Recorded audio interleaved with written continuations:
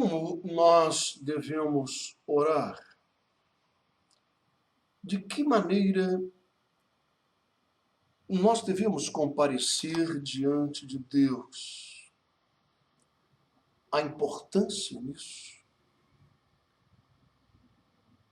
Eu estive refletindo, lendo a palavra de Deus acerca desse assunto que é, evidentemente, fundamental. Né?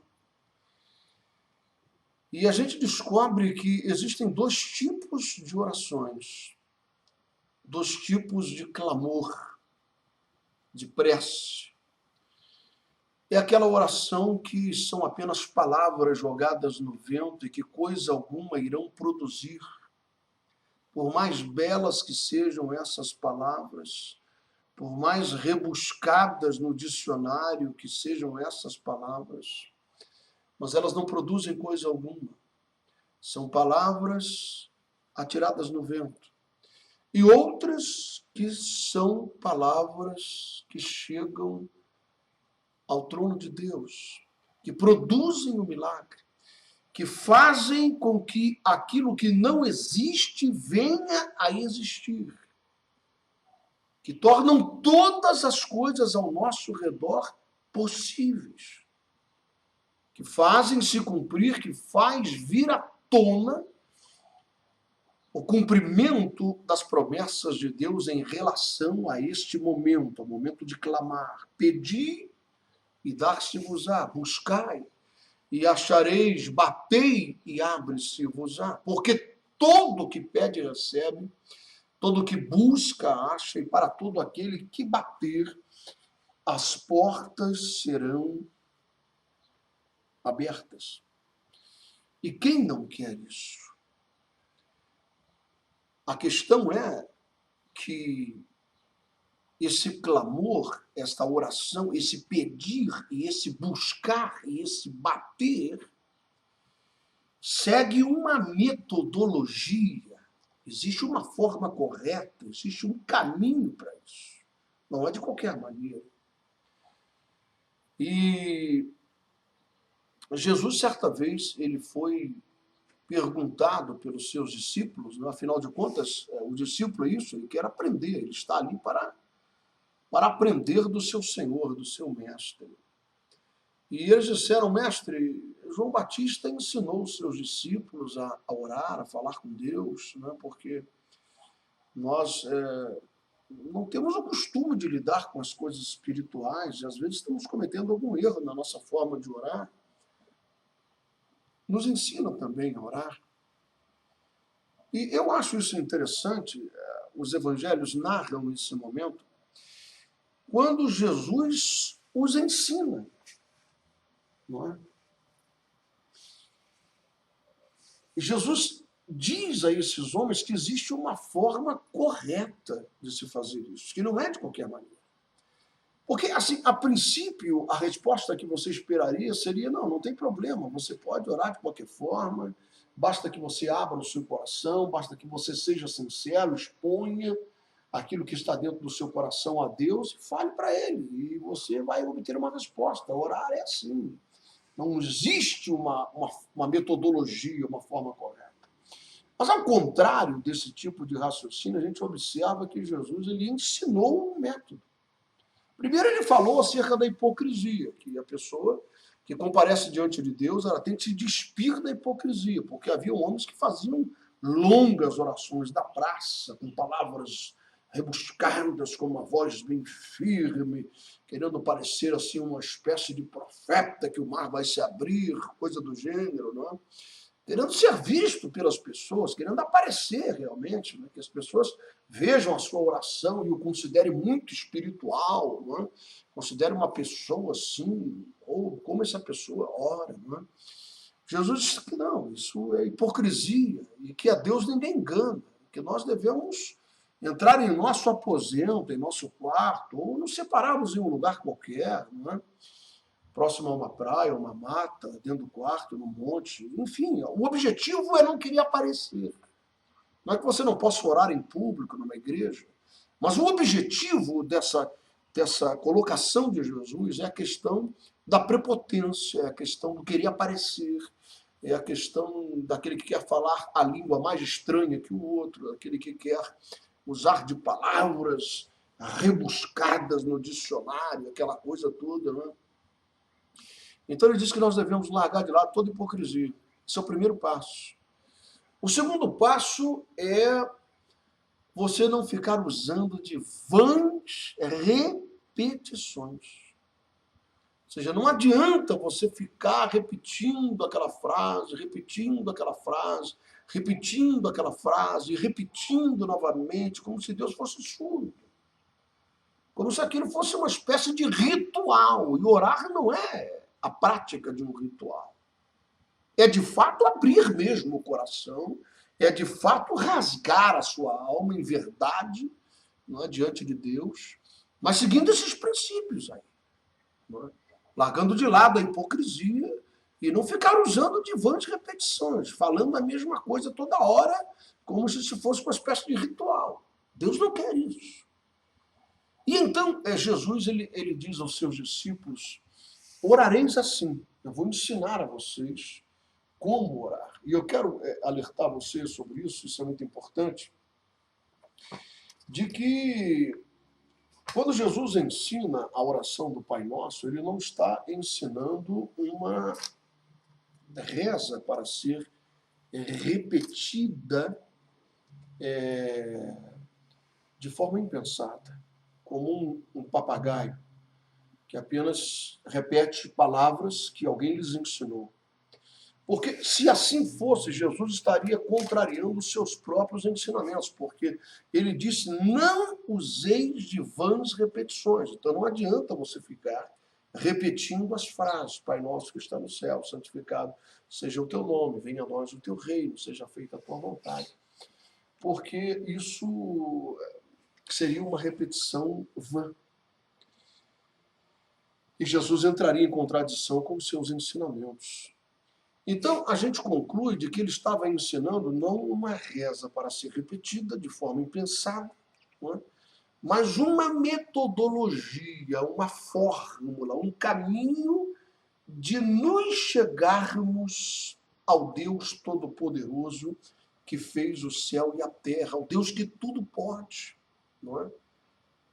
Tudo pode, ele traz à existência o que não existe, ele pode abrir o mar no meio, ele pode tirar água da rocha, ele pode fazer minar uma fonte de água na areia do deserto, ele pode nos sustentar com carne, com pão, no meio de um deserto, ele pode fazer com que nossas vestes não envelheçam, enfim, para ele, como disse o anjo Gabriel, aquela moça, aquela jovem Maria em Nazaré, para Deus não há nada que seja impossível. Então isso é maravilhoso demais.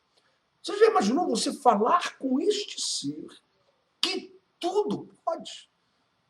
Tudo, todo problema, todo embaraço, toda situação tenebrosa que você possa se encontrar na sua vida, sem solução, sem escape, você já não aguenta mais, você não vê saída, você poder expor isso, você poder falar sobre isso com uma pessoa que tudo pode fazer, que não precisa pedir permissão a ninguém, mas operando ele, ninguém pode impedir. Se ele der uma ordem a esse respeito, isso se fará. E não há nada que possa mudar isso. Então, aprender a orar, aprender a falar com Deus, é fundamental para mim e para você. Meu Deus, como é? Ou não queremos que as coisas venham mudar ao nosso redor, ou não queremos de fato receber esse milagre que tanto almejamos, essa situação que não muda, que não se altera, que nós estamos cansados de viver, que nós não aguentamos mais, quer seja isso uma doença, uma enfermidade, um problema na família, no lar, com o filho, com o marido, com a esposa, quer seja um problema de ordem financeira, uma situação que você não aguenta mais, você quer ver uma mudança e você sabe que precisa de um milagre. E era sobre isso que os discípulos estavam conversando com Jesus. E Jesus disse, vocês vão orar dessa forma. Pai nosso, que estais nos céus, santificado seja o vosso nome. Venha a nós o teu reino e seja feita a tua vontade, assim na terra como no céu. E o pão nosso de cada dia, dá-nos hoje. Perdoa as nossas dívidas, assim como perdoados aos nossos. Uma revelação. Uma forma de nos chegarmos a Deus. Jesus disse que devemos começar assim: Pai nosso que está nos céus, santificado seja o teu nome. Significa que a forma correta de nós entrarmos na presença do Deus Todo-Poderoso é através do louvor. É através da adoração. Eu quero lembrar a você que Deus, ele habita, a Bíblia diz que Deus mora, que Deus habita no meio do louvor, que ele está entronizado entre os querubins, que de dia e de noite afirmam uns aos outros, criando um ambiente de louvor. Santo, santo, santo é o Senhor, a sua glória enche toda a terra. Ele habita nessa atmosfera. Assim como Deus fez o oxigênio para que o meu pulmão respire e eu viva nesse ambiente, Deus não pode estar, ele próprio se limita, ele não pode estar num ambiente onde há murmuração, maledicências, e palavras ásperas e duras, e, enfim. O oxigênio, se é que nós podemos dizer assim, mas o oxigênio que Deus respira é o louvor, é a adoração. É nisso que ele se move, na adoração e no louvor. Por isso Jesus disse, vocês não podem entrar em comunhão. Nós somos mortais, nós somos pecadores, eu, você, Pedro, Tiago, João, nós, não é? Todos nós somos pecadores. E nós não podemos entrar em comunhão com aquele que é imortal, que é santo, santo, santo. Nós que somos matéria e ele que é espírito. Não há meios de haver uma harmonia entre essas duas coisas se nós não proporcionarmos o mesmo oxigênio, a mesma atmosfera, o mesmo ambiente que ele respira. Ou seja, Deus ele não pode, vamos usar essa palavra, ele não pode baixar ao nosso nível de pecadores, de mortal, de murmuradores, para entrar em comunhão conosco. Não. Nós é que temos que chegar ao nível onde ele está, ou seja, devemos nos despir da hipocrisia, nos despir da falsidade, termos sinceridade, abrirmos o nosso coração de fato, realmente, no desejo de estarmos na presença de Deus e proporcionarmos essa atmosfera, proporcionarmos esse ambiente de adoração e esse ambiente de louvor. Por isso Davi foi um homem e é um homem segundo o coração de Deus. Porque ele era um adorador. E então Jesus disse, essa é a maneira de entrar. Você não pode começar a chegar na presença de Deus e abrir uma lista de pedidos, você não pode ir direto no pão nosso de cada dia. Deus sabe que vocês têm necessidades. Deus sabe que vocês precisam de muitas coisas na vida. Ele cuida de passarinhos, ele cuida dos lírios do campo, não é?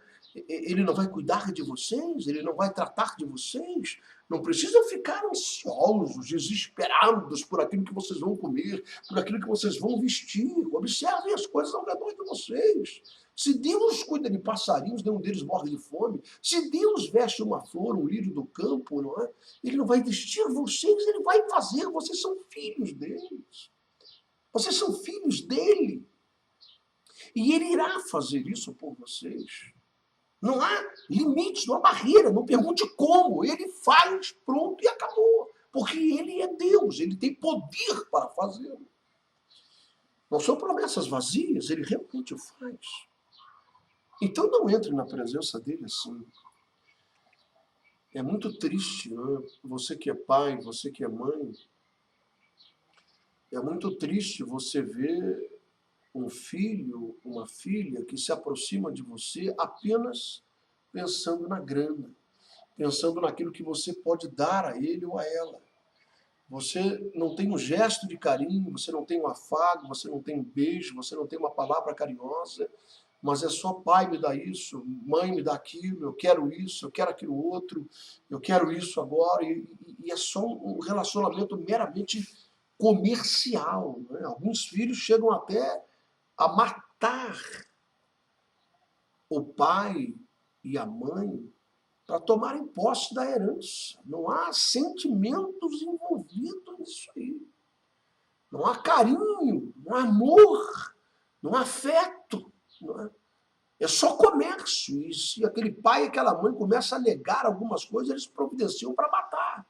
Quantos casos já aconteceram por aí? Nós vivemos num período da história muito triste, onde o amor tem se esfriado, a iniquidade tem se multiplicado. E às vezes você é impactado por notícias de televisão em que nos telejornais você vê essas notícias horríveis de pessoas, né? Seres humanos, filhos que foram educados com carinho nos melhores colégios, enfim, esposas matando, esquartejando, né? Coisas terríveis, que nem os animais. Os animais eles matam para sobreviver. Os animais eles matam, eles são predadores porque eles precisam sobreviver. Eles não fazem isso por maldade.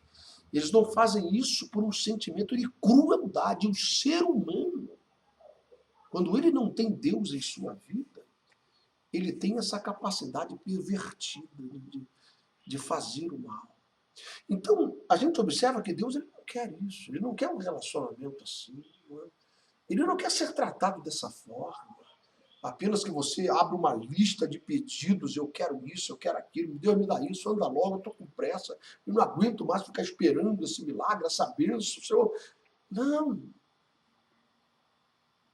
Diga que o ama. Chore na presença dele, agradeça pelo que ele fez por você. Reconheça que sem ele você e eu não somos nada, o nosso destino era o inferno, era a perdição eterna. E ele enviou o seu filho para morrer numa cruz e derramar o seu sangue para nos salvar, para nos resgatar, para restituir o que foi perdido à raça humana, para colocar em nós um novo coração, um novo espírito, o seu próprio espírito. Então, na verdade, o que ele quer é ser não apenas chamado de pai. Lembra daquilo que Jesus disse? Não adianta me chamar de Senhor, Senhor. Por que vocês me chamam de Senhor, Senhor, Senhor? Mas, na verdade, vocês nunca fazem aquilo que eu mando. Eu não sou o Senhor de vocês. Da mesma forma, Deus. Como é que vocês podem me chamar de pai? Onde está a minha honra? Se eu sou pai, está lá em Malaquias isso. Se eu sou pai, aonde está a minha honra? E se eu sou o Senhor, onde está o temor de mim? Então, você observa que Deus ele deseja esse relacionamento. Não apenas ser chamado de pai, mas ele quer o carinho que um filho deve dar a um pai. Essa proximidade, esse afeto. E por isso é que Jesus disse que é assim que devemos entrar na presença dele, exaltando o seu nome, criando em torno de nós um ambiente de adoração e louvor, santificado seja o teu nome. Venha a nós o teu reino. Seja feita a tua vontade, assim na terra como no céu. Então veja que a oração que Jesus ensinou busca mostrar que a prioridade não são as nossas vontades, os nossos projetos, os nossos planos, mas sim a vontade de Deus, os planos de Deus, os projetos de Deus. E é você se moldar a isso e dizer, Senhor, a prioridade é a tua vontade. A prioridade é o teu Deus. Qual é a tua vontade na minha vida? Como é que eu me encaixo dentro do teu projeto? Como é que eu me encaixo dentro da tua vontade? Eu quero fazer a tua vontade, Senhor.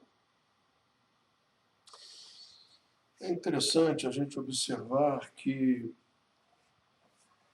numa das parábolas criadas por Jesus, a parábola do filho pródigo, isso se torna muito evidente. Você conhece bem essa história.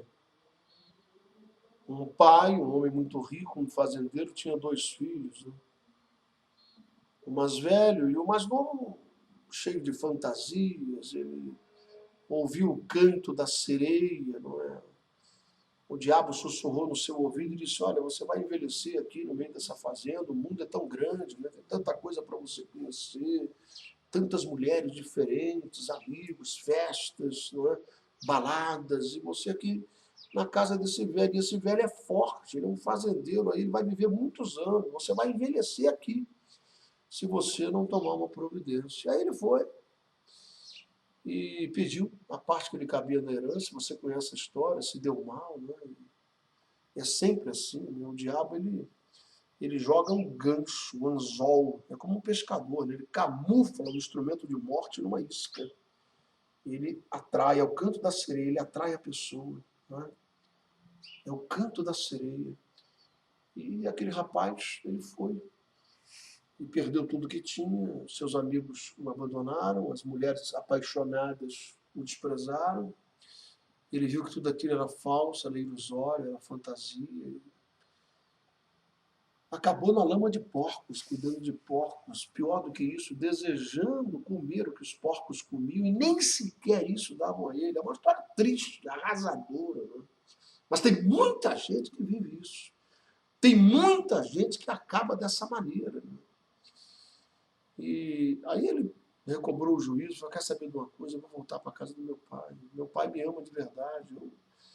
Eu não vou continuar vivendo aqui dessa forma, essa vida humilhante, miserável, desgraçada. Eu não quero.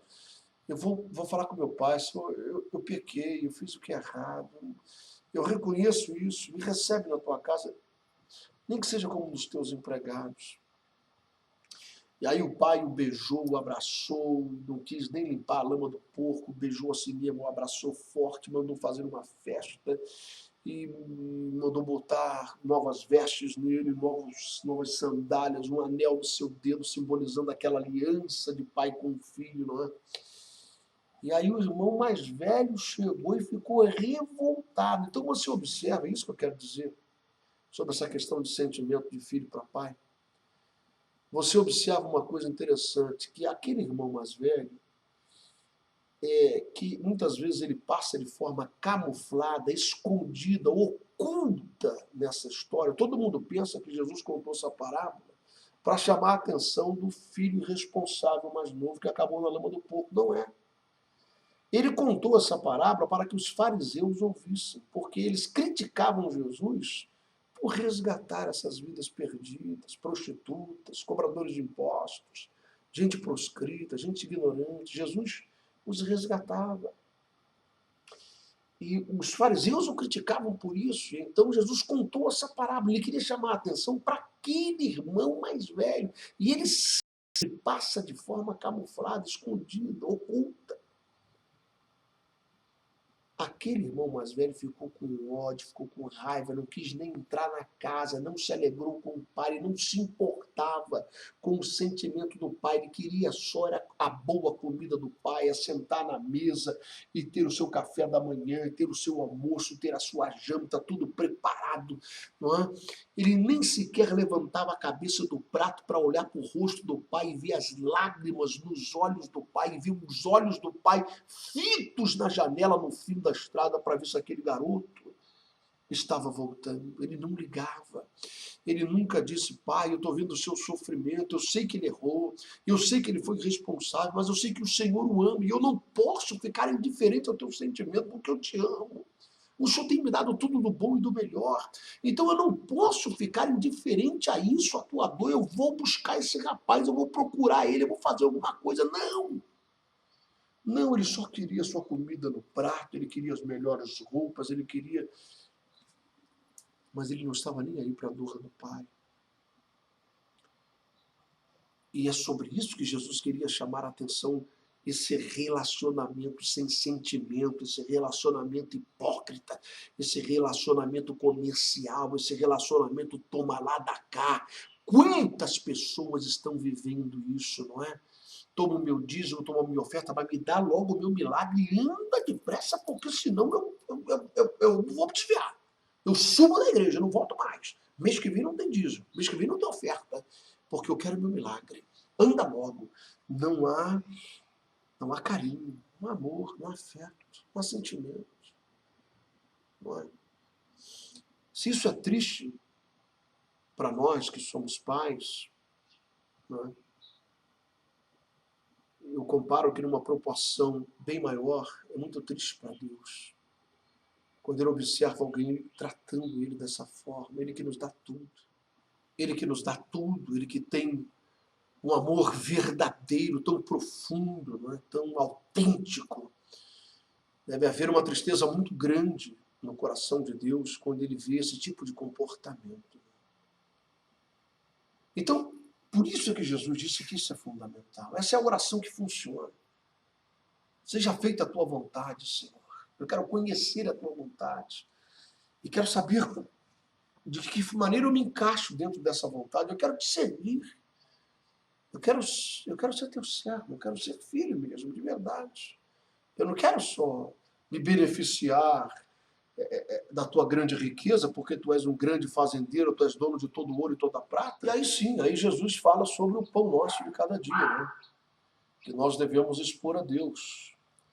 O pão nosso de cada dia dá-nos hoje, porque nós temos os nossos problemas, é claro, e Deus cuida disso. Mas isso não é a prioridade. Nós não podemos nos achegar a Deus já com essa lista enorme de pedidos de forma fria e calculista. Não. Não, mas vamos expor isso a Deus, mas de uma forma de um filho. De um filho que ama, de um filho que fala: pai, eu estou com esse problema, pai. Né? Eu te amo, eu te adoro, eu exalto o teu nome, e eu estou com esse problema aqui, resolve isso para mim. Aí sim, é diferente. Não há hipocrisia nisso. É um filho expondo uma dor a um pai. Isso é uma coisa tão boa, não é? Quando o filho senta do lado do pai, às vezes chora, fala dos seus problemas, mas de uma forma carinhosa, não há hipocrisia, não há aquela coisa comercial. É expor isso e Deus fará. Não é? Perdoa as nossas dívidas, as nossas falhas, os nossos erros, assim como nós temos perdoado aos nossos devedores. Perdoai as nossas dívidas, assim como nós temos perdoado aos nossos devedores. Eu creio que o término desta oração é muito forte e conecta o perdão de Deus a nós ao nosso perdão. Da mesma forma como nós perdoamos aqueles que nos ofendem, Deus vai nos perdoar. Se nós não perdoarmos aqueles que nos ofendem, nem Deus também nos perdoará. Porque a aliança de Deus é com aqueles que verdadeiramente são filhos. E os filhos de Deus, eles têm um coração moldado pelo Espírito Santo e capaz de amar ao próximo. Aliás, esse é o único mandamento que o Senhor deixou. Ele disse: um único mandamento vos dou, que vos ameis uns aos outros, como eu vos amei. E isso é impossível, humanamente falando. Como é que eu posso amar você, que eu não conheço, da mesma forma como o Senhor te ama e me ama? Só há uma possibilidade: se o Espírito de Deus gerar esse amor e fluir esse amor por meu intermédio e por seu intermédio. Então, os hipócritas serão lançados fora. Aqueles que são incapazes de perdoar com sinceridade serão lançados fora, não serão perdoados. Mas aqueles que verdadeiramente são filhos de Deus. João, ele disse que Jesus veio para os que eram seus, os judeus, mas os seus não o receberam, o rejeitaram. Mas a todos quantos o receberam, Deus deu a eles o poder de serem feitos filhos de Deus. Medite sobre essas coisas. Medite sobre isso. E eu oro por você e eu peço a Deus que essa palavra, como uma semente, ela esteja plantada dentro